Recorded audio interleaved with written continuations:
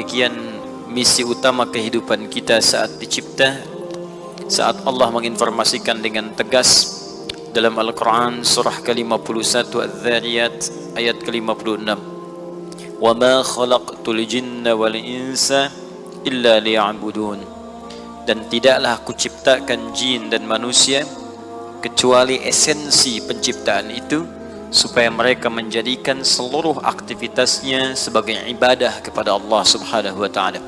Perhatikan cara menerjemahkannya. Supaya menjadikan, li-nya lil ghayah, lamnya, ghayah itu artinya tujuan, esensi sesuatu. Di tujuan hidup kita itu untuk menata semua aktivitas jadi ibadah, itu tujuannya. Jadi kalau ada satu detik aktivitas kita tidak menjadi ibadah, maka kita sedang keluar dari tujuan hidup kita dan dianggap tidak hidup. Kenapa? Karena orang hidup itu arahnya itu untuk ibadah. Itu poinnya, relnya di situ. Kalau kereta keluar dari relnya, bukan sekedar tidak sampai ke tujuan, tapi berpotensi juga menghadirkan celaka dalam perjalanannya. Demikian manusia digariskan dalam Al-Quran, konsep utama dari tujuan hidupnya untuk beribadah kepada Allah. Bentuk ibadah ini, aktivitasnya disebut dengan amal soleh namanya. Ya, ibadah itu konsepsinya, bentuknya amal soleh. Bisa langsung terhubung dengan Allah berupa ibadah ritual. Seperti sholat, itu bagian dari ibadah ritual. Mau lampu nyala, mau padam, tetap sholat. Ya, baik. Itu bagian pertama. Jadi karena itulah ketika kita diminta menunaikan sholat setiap hari, itu untuk menunjukkan esensi kehidupan kita dan jati diri kita sebagai hamba. Ya, apa bedanya antara makhluk dengan khalik? Makhluk itu sholat, khalik menerima sholat kita. Allah yang menciptakan sholat kita, menciptakan kita, kita yang kemudian menyembahnya. Jadi kalau ada seseorang mengaku manusia tidak mau menyembah, dipertanyakan kemanusiaannya. Itulah sebabnya dalam sehari kita diminta oleh Allah untuk menetapkan diri masih menjadi hamba atau tidak, masih menjadi manusia atau tidak. Ini bagian yang pertama. Yang kedua, nanti ada konteks terkait dengan ibadah sosial, hubungan kita dengan makhluk. Karena itu Islam mengatur hubungan dengan sesama.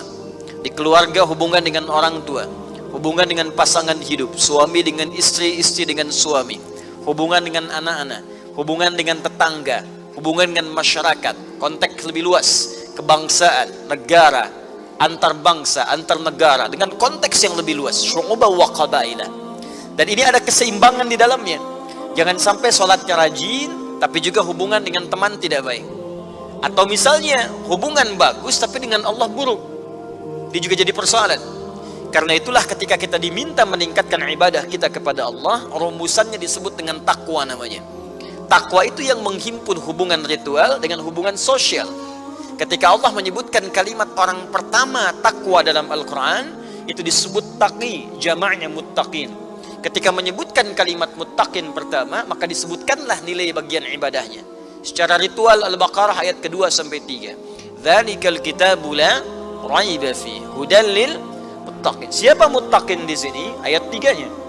Alladzina yu'minuna bil ghaib wa yuqimunas shalat. Yaitu orang yang dia beriman kepada Allah walaupun belum tampak dalam pandangannya. Saya pernah katakan, yakin pada yang tak tampak itu iman namanya. Yakin pada yang tampak ilmu namanya. Baik, ketika kita yakin dengan Allah, apa pembuktiannya? Kita yakin Allah Tuhan, sifat Tuhan itu disembah, maka pembuktiannya kita menyembah, maka turunlah perintah wa yuqimunas shalah. Hubungan yang pertama. Maka dicek, jangan-jangan selama ini ada yang belum punya hubungan baik dengan Allah. Kerjanya seakan-akan giat, tapi ketika berhubungan dengan Allah menjadi lambat. Hati-hati ya. Anda boleh merasa aman sekarang, tapi saat bertemu dengan Allah ternyata punya persoalan, maka jadi tanda tanya di situ. Anda punya persoalan dengan manusia saja, kadang-kadang menatapnya jadi nggak enak. Bertemu jadi merasa sungkan. Sekarang Anda punya persoalan dengan Allah, bagaimana kemudian ketika akan kembali kepada Allah? Dan Anda tidak bisa lari. Anda punya persoalan di Bekasi, Anda pindah misalnya ke Jakarta, pindah ke Bandung, pindah ke Sumatera, pindah ke Malaysia, pindah ke tempat lain. Sekarang Anda punya persoalan dengan Allah, Anda mau pindah kemana? Ke alam kubur pun masih berurusan juga. Pindah ke akhirat, ya apalagi lebih dekat. Karena itu perbaiki hubungan kita dengan Allah sebelum berpulang kepada Allah Subhanahu wa taala. Bagian pertama. Yang kedua, cek hubungan status sosial kita. Ini juga penting. Karena itu ketika Allah menyebutkan sifat takwa yang kedua, ada terkait dengan persoalan sosial. Seperti disebutkan di Quran surah ketiga Ali Imran ayat 133 sampai 134. Wasari'u ila maghfirati min rabbikum. Bergegaslah Anda untuk terus berintrospeksi diri, evaluasi diri. Jangan merasa diri paling suci. Saya sering katakan banyak isyarat dalam Al-Quran seolah-olah memberikan penjelasan Allah lebih mencintai pelaku maksiat yang tobat dibandingkan orang soleh yang tidak pernah merasa salah. Karena itu fala tuzakku anfusakum, jangan pernah merasa diri suci. Caranya bagaimana? Evaluasi, introspeksi diri. Dan harus punya harapan, punya cita-cita minimal pulang ke akhirat dapat rumah di surga. Harus punya harapan. Anda di dunia saja punya capaian, punya harapan. Tahun sekian saya begini, tahun sekian punya rumah, tanggal sekian punya kendaraan, sekian begini. Nah, prospek jangka panjangnya apa kata Allah? Kalau dunia saja yang ditinggalkan Anda punya cita-cita, maka akhirat yang abadi lebih daripada itu. Sekarang dunia yang Anda cari itu, yang kita cari, itu kan kita tinggalkan. Anda petakan 2 tahun lagi saya punya rumah. Begitu meninggal Anda tinggalkan rumahnya. 3 tahun lagi saya menikah. Begitu meninggal Anda tinggalkan pasangannya. Sekian tahun saya punya mobil. Begitu meninggal bahkan ada yang kredit belum lunas sudah meninggal. Nah, sekarang persoalannya dunia saja Anda siapkan, kenapa akhirat Anda diamkan? Maka kata Al-Quran wa jannatin arduhas samawati wal ardh. Maka sekarang harus punya prospek sampai akhirat. Tujuan jangka panjangnya mesti jelas. Siapkan kata Allah bekal, minimal dengan bekal itu Anda punya bahan-bahan untuk bisa membuat satu rumah di surga. Bahkan kata Allah, aku siapkan, ini amalannya kalau engkau kerjakan ini, aku siapkan komplek luasnya seluas langit dan bumi. Silahkan, mau maraton, mau koprol, mau jalan-jalan seluas langit dan bumi. Ya, berangkat dari bumi selesai di langit tuh. Ya. Untuk siapa orang itu?